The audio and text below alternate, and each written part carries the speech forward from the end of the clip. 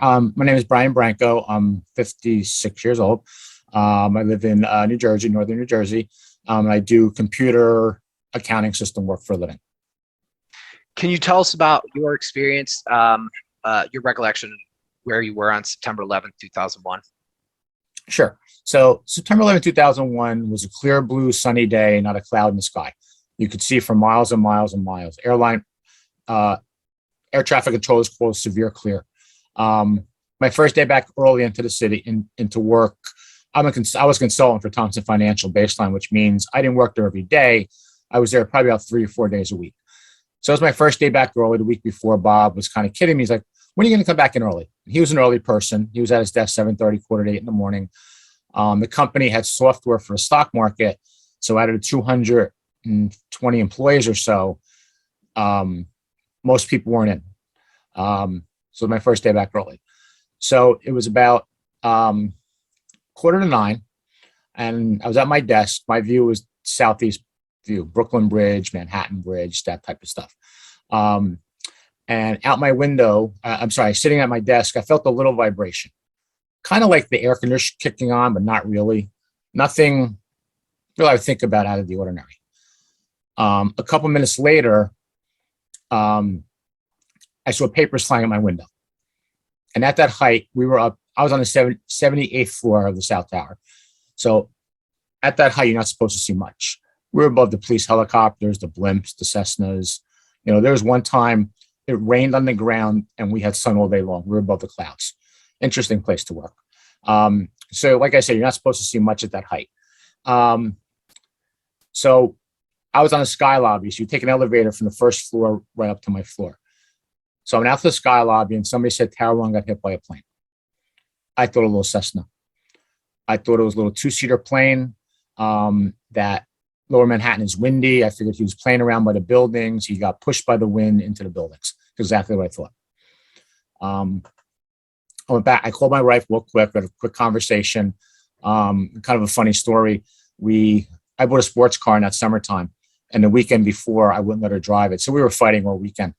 And this was a Tuesday. So I went to work on Tuesday morning. I kissed her goodbye and she wipes the kiss off her face. She goes, "Go to work." So I called her at work and I said, "Listen, something happened in Tower 1. I got hit by a plane or something." And try to lighten the mood up. She goes, "What, the moron didn't see the building?" And I said, "I can't talk to you now." And she goes, "Whatever," and hangs up on me. And we don't do that anymore. We learned a very valuable lesson that day. So I went out to the sky lobby and I was meeting with Steven and he said to me, "I forgot something in my office." I said to him, "All right, I'll see you downstairs." I went straight to the elevators. He went right to his office. On the sky lobby, if you worked on 80, for instance, on the 80th floor, you have to take an elevator to 78, like a local elevator, and then express elevator down to the ground floor. So out the sky lobby it was really kind of getting busy with people kind of trying to leave. So I don't know if these women, there was a 1993 attack on the World Trade Center. There was a truck bomb planted in the basement. So I don't know if these women I met were there in 93 or not, but they had their arms locked. There was like 5 or 6 women and they had their arms like tight. And I got some memory loss up there. I remember, I don't know if I got pushed on the elevator with them or dragged on the elevator. I don't remember. The elevators were big. They held 50 or 60 people and they went 800 feet in the air or so, more than that, in probably about a minute. So they went down very, very fast, like they always did. And I remember being in them. And as they, like with anything, as it gets down to the bottom, it's got to slow down to stop. And I remember people in the elevator screaming, "No, it's going back up. It's going back up." And I'm like, no, it does this every day. It goes down very, very fast, and then it's got to slow down to stop. Got down at the bottom. The doors open up, and my exit was Liberty Street is the one entrance on one side of the building. All the doors, revolving doors, were closed. Looked like a war zone outside. So you couldn't go out those doors to get outside. First level of the World Trade Center was a shopping mall and building access where the trains were. You go down to the train, stuff like that. So building security made everybody go into the shopping mall. I remember being in the shopping mall and the police yelling, "Get out of the building, get out of the building." And I'm like, but building security is putting everybody in here. It was like, no, it was complete chaos. There was no rhyme or reason to anything. I remember walking through the shopping mall, and seeing people, running and walking and everything. I ended up walking through the entire mall. I exited on the opposite side of the mall. So I was on the northeast corner. I ended up exiting the building. I was a block away. I had to figure out where I was, because when I went to work, either I took the ferry over from New Jersey or I drove in. So I didn't know the area at all. I didn't go out at all because the company I worked for bought lunch every day. So I never even saw the plaza outside. I didn't do anything. I went to work and I left. So I kind of had to figure out when I was. So I started walking up Church Street, which is a main street down there. And I got up to the corner of Barclay Street, and I turned and I'm like, I saw a building down. I'm like, oh, I can go down there, get to my car because the ferry is down there. That's how I came in there when I took the ferry over. And I'll go home and I'll call Bob and say, I'm coming back tomorrow. And as soon as I turned that corner to walk down Barclay Street, I felt the second plane come in. I never saw it. I was too close. I felt it on the ground, 800 feet or so down on the ground. I felt it. I felt the pressure from it. I felt the heat from it.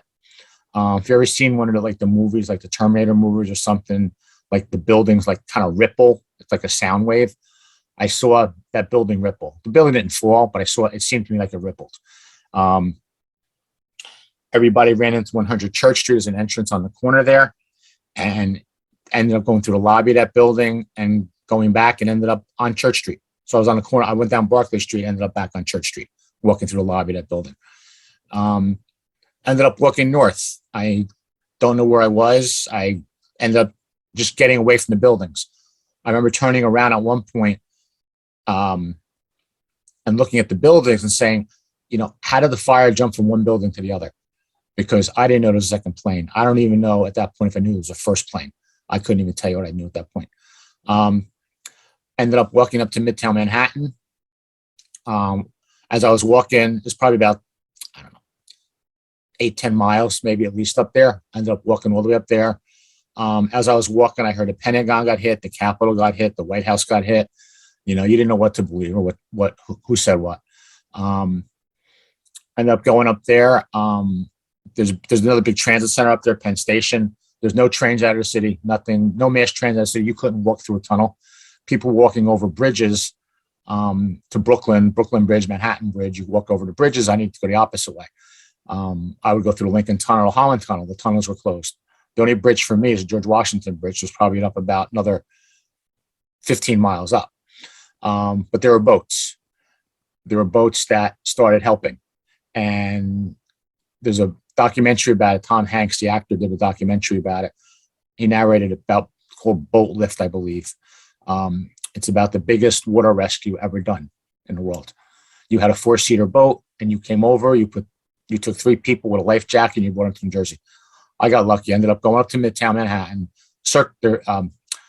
New York Water, where there's small boats. They were hold about 100 people each. I never saw the end of the line. Somebody said the line stretched for 20 city blocks of people waiting for boats that hold 200 people each, maybe. I got lucky. I got the Circle Line boats. They're big tour boats, tourist boats. They go around Manhattan. They started donating boats.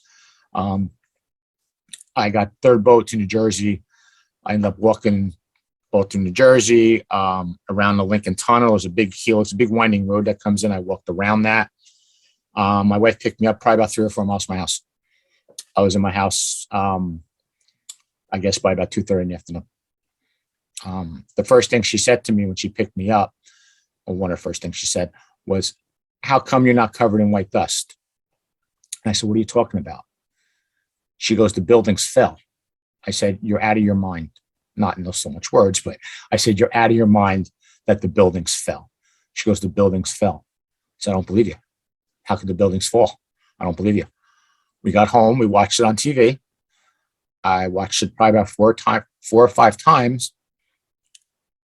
And I said to her, "Turn the TV off. I can't watch my friends die."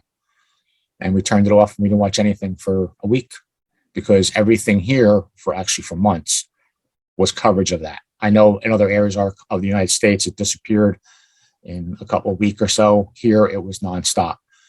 It was December, it was January. I remember news reports at night saying the cleanup took 8.5 months. The cleanup was done May 30th, 2002. I remember January and February hearing the weather reports. It's going to snow today, so the cleanup at ground zero will be delayed. It's going to be 30 degrees today, and the cleanup at nice, the cleanup at ground zero they're going to work on it today. It was everywhere. No matter what it was everywhere. So like I said, a company had 200 or so people, 220 people. There was 4 other people with me. Miles, he got out. He didn't know I was there, and I don't know he was there. We had trauma counseling the following week, and I said to him, "Why did you leave?" He goes, real easy for me. He goes, "I'm from Northern Ireland. I heard a boom and I left." And that's as simple as he put it to me. The other people I was with me on 78 weren't as lucky. I'll go to them in a second.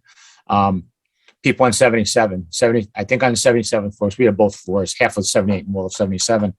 I think there was 14 people or 15 people. 14 of them got out. They were all there when the plane hit, and we were the impact floors. One lady, Florence, she was on 78, and we had an escalator between the 2 floors. And she said to the people I was with, "You guys need to leave." She went down to her office to get something, and the plane hit, and she got out. Florence got out, but she was 1 floor down. That's what a difference a floor makes.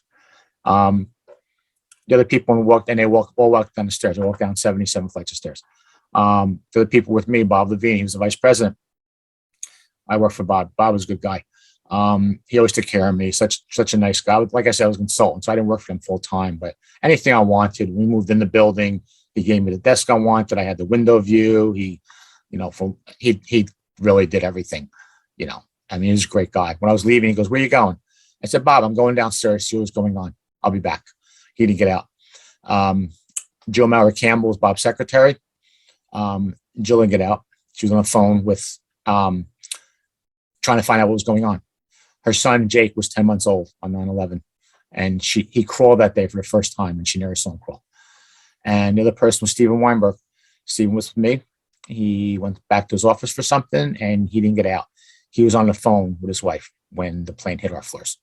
All right, so this is because this is what's important to me. There's other pictures which I didn't need to show you. This is the site before.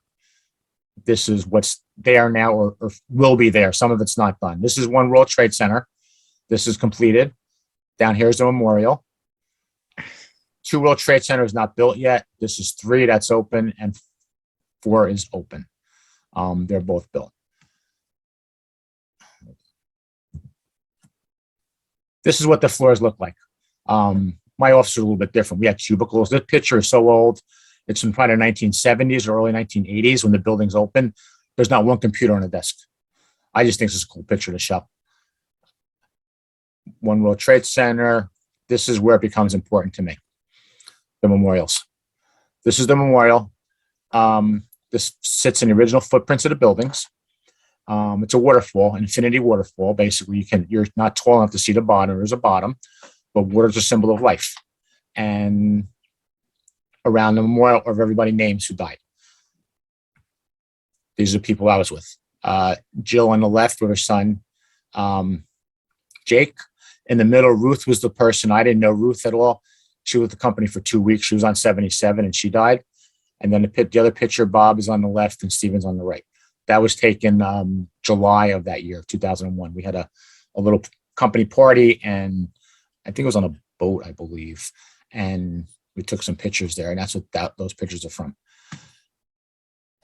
These are their names on the memorial. So these are my friends' names up here in the corner. They're all together. It's kind of hard to see, but it's beautiful to see at night. The names are kind of uplit. They kind of glow at night. This is a picture of the waterfalls, as you can see down here. And this is the memorial itself. The memorial itself is all lined with trees that come from areas no terrorism throughout the New York, New Jersey area, Pennsylvania, where Flight 93 crashed, and Washington, D.C. from the Pentagon. This is a survivor's tree. It's a very special tree. It's the only tree that looks like this. It blooms in late March, early April. It's called a swamp white oak tree. It was on the plaza, and when the buildings fell, somebody found it in the rubble. They brought it up to a tree farm up in northern New York State, up to the Bronx, and they nursed it back to health. And they replanted it on the memorial before the memorial opened in 2010, December of 2010, by a bunch of dignitaries. A couple of survivors, a good friend of mine, Tom, was involved with planting a tree. And I think that the tree has the best tree doctors in the world, because anything happens to this tree, they come in. It's a tree that is for the survivors, everybody who got out of the buildings. That's what that tree represents. And it's just a beautiful thing to see. This quote is in the museum. This is a wall in the museum. No day shall erase you from the memory of time. It's a quote by Virgil. I have a tattoo of that. My wife does, and my daughter does. Just kind of something to kind of think about. The wall behind you can see those blue panels. Each panel, 2,977 people died on September 11th, and 6 people from the 1993 bombing. That wall is 2,986 different shades of blue, representing the color of that sky that day, because like I said, when I started, it was a clear blue sunny day, not a cloud in the sky. And that's what those blues represent. Again, it's all about, for me, about the people. There's a room called In Memorandum, a picture of everybody who died. And it's not sad. It's sad, but it's not sad, because it's a celebration of their life. And it took me some time to realize that. But a friend of mine said that to me, and I agree with her. They have kiosks in there, so you can go in and pull somebody's name up, and you can play a story about that person. So Jill's family left her a story about her mother talk, her father talk. Stephen, there's a story there for Stephen, and there was nothing there for Bob. And when the museum opened up, I was upset that there was nothing there for Bob, and I went to museum management, who I know, said, can I do something for Bob? And they let me leave something for him. So I did an hour and a half talk, and there's about 45 seconds of a story in there, but there's something there for Bob. They're all very short though, so it's okay. But that's what's important to me. And then the tribute and lights. This is from 10 years ago. This is One World Trade Center, not built yet. Red, white, and blue. And these are the lights, if you've ever seen them. These are the lights that they put up, and they shine up to the sky, and they represent the 2 buildings, and they're blue lights, and they're just amazing to see online, or amazing to see in person. We saw them the other night. Unfortunately, it was raining the other night, but what happens is when it's clear blue sunny, a clear night, they shoot up to this. You can't see them end. That's how far they go up. On a night with clouds, it's also beautiful, because they go up and then they hit the clouds, and like they disperse, like the blue light just kind of disperses. It's actually pretty beautiful to see. Someone from Miss Ware's class, they wanted to know what did you do in your capacity working at the Trade Center when you were there? I did accounting system work. So I do a lot of accounting system setup and support. So they were a customer of somebody I knew. We were working there, but I was with them. We were in Towers for about 2 years. I was with that company for about 6 years at that point in time. So it's called an ERP system, Enterprise Resource Planning System. It's like an accounting system for companies. So I was designing that and supporting that. And actually, we were in the process of an upgrade for them. And back then, you didn't have the cloud. Nothing was in the cloud. They lost a lot of stuff in their building. And I had the only copy of their accounting system, because we were in the process of doing an upgrade. They would have lost that too, but we had a copy of the system which was 2 weeks old. So that's what I did for them. So, and you were on the 78th floor, was it? Yeah. Yeah. Okay. One of the kids, they want to know, can you talk about your work a little bit with, volunteering and that being part of your process for healing with the museum and with the memorial? Sure. It took me a while. There's an old museum called the Tribute Center. It opened by a family member. He was a firefighter. He lost his son, a firefighter, and my wife was involved there. 2006, 2007, and I just couldn't deal with stuff. And she ended up volunteering. You had to have some kind of connection to this museum, a family member, a first survivor, family member, survivor, or stuff like that. So I started up going in, and I'm like, okay, maybe I can do this. And I started volunteering there. And what we would do was, because Lower Manhattan, there's nothing down there for many years. So people would come in, basically tourists would come in and they want to see stuff. So with the Tribute Center, we talked to people about the events of the day and including our personal stories. And I always said to people, and when I was doing these tours, I said, why do you come here? And they kind of look at you like, what do you mean? I'm like, why do you come here? I said, you're paying in New York City, probably at the time, $400 or $500 a night for a hotel room. There's 1,000 fun things to do in here, and you're in the most sad and depressing place you can ever be because 3,000 people died here. I said, don't get me wrong. I said, thank you for coming here because you helped me when you come here. So volunteering has helped me tremendously because it shows me that people still care. And 20 years later, people still care. Then we got involved with the National Museum Open. We were involved with their volunteering. That opened May of 2014, the museum itself. So we ended up volunteering until right before COVID hit, and then we actually stopped for COVID. We haven't been back since COVID started. But it was the same concept. It was, you talk to people who come into the museum. You're in New York, you can go do anything, and you're at a museum, and you should be there. I mean, I think everybody in the world should come to the museum, but you're here, and that makes me feel good because you wanted to get information, right information for one, because half the stuff on the internet you can't believe. So you come into the museum, you want to learn something, you want to meet somebody, and you want to see a beautiful memorial. And to me, the volunteering helps me to this day. It helps me tremendously. It really, really does. So we have a question from Miss Ware's class. Had a pretty interesting question, and I'm going to let Miss Ware ask herself. Miss Ware, you should be able to unmute to ask that last question that you'd sent. Was very interesting. Hello, thank you so much. Thank you for being with us. We want to thank you for your time. So my fourth grade class and we read the story about Willis Fagan. He was a volunteer firefighter. And I kind of wanted to ask, growing up in New Jersey, I have my own experiences of September 11th. But in your own experience, did you happen to witness the unification of New Yorkers, the everyday heroes, our firefighters, our police officers, our securities, from Port Authority? Can you talk a little bit about the unification and how everybody kind of came together to help the greater good? Everybody came together, like you said. Everybody, no matter where you were, everybody helped. It didn't matter. You could be walking down the street and somebody needs something, you go over and help them cross the street.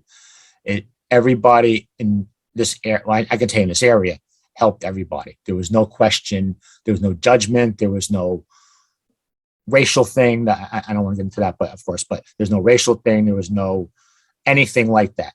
If you were a human and you needed help, people helped. There was no questions about anything. I mean, I helped some people. My wife helped some people. It was just amazing to see. And the first responders, I give them all the credit in the world because I had one talk to our class at the museum, Chief Pfeiffer, and I said to him 4 times, he lost his brother. He sent his brother into the building. His brother died. I said to him 4 times, I said, I listened to you talk for an hour. You sent your brother into that building and you went back 4 times. I said, how do you do what you do? And he ended up talking a little while longer. And he goes, I'll answer you. And at the end, he goes, I'm going to answer you. It's okay. He goes, sorry. He said, I do my job so others can live. And that's as simple as he put it. And that's what the first responders do. So, to me, you always got to respect the first responders because I left the building. It's not as simple, but I left the building, and they went back, and they went back, and they went back, and they went back. And unfortunately, our government said the air was safe to breathe. And for the past 20 years, they've been dying from cancers because they should have had respirators on, but nobody really knew that at the time. So they're still suffering all these years later. We have a question from Sophia. Sophia, you can unmute to ask whenever you get a second. Hi, thank you so much for being here. I would just want to ask if right now, after this event, are you scared when you are in a building that this could happen again? Or like if this really impacted your life in general? I've been up in one World Trade Center several times with friends, bringing them up there to the observation deck. I don't know if I'm afraid to go in a building, but I would never work in a tall building again. I can go in it for a meeting or something, probably, but I would never work in a tall building again, especially down there. I know people who were down there and they're working back in those buildings. I'm like, I don't know how you can do that, because I couldn't. And maybe if I had no choice for a job, I would, but I probably wouldn't. I wouldn't even accept the job. No. That's unimaginable. We got a question from Eurocell. Eurocell wanted to know, after the event, what was going through your mind when you got home, and what was one of the first things that you did? What was going through my mind? I couldn't comprehend it. I couldn't comprehend what was happening. And you didn't know what else was going to happen. That was the other thing. You didn't know. I know now all the planes are grounded within an hour, a couple hours, but you didn't know what was going to happen. And being where we are, I'm 10 miles out of New York City. It was that. It was like not knowing what's the next thing that's going to happen. I guess you can kind of say. So our final question before we let you go, is there any advice that you can give to these kids after going through such an unimaginable kind of experience and surviving it and living these, over 20 years since that tragedy that day? What kind of advice would you have to impart on these kids as they go off in the world? You guys are young. Okay. You guys need to make the difference. Okay. You guys are the future. I'm done with everything. Not really, but I'm 56 years old. So I fight when I need to fight, but you guys are the ones to make a difference. And you guys, whatever changes you need, you guys got to fight for those changes within your countries, within your cities or states, wherever you are. That's one piece. The second piece of advice is,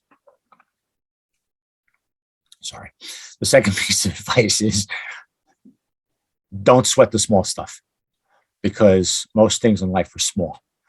And, don't argue with your parents. It's not worth it. Be nice. Be nice to your friends. Just like after 9/11, take care of your friends. To me, you don't know what tomorrow brings. And I've learned, it took me a while to say that.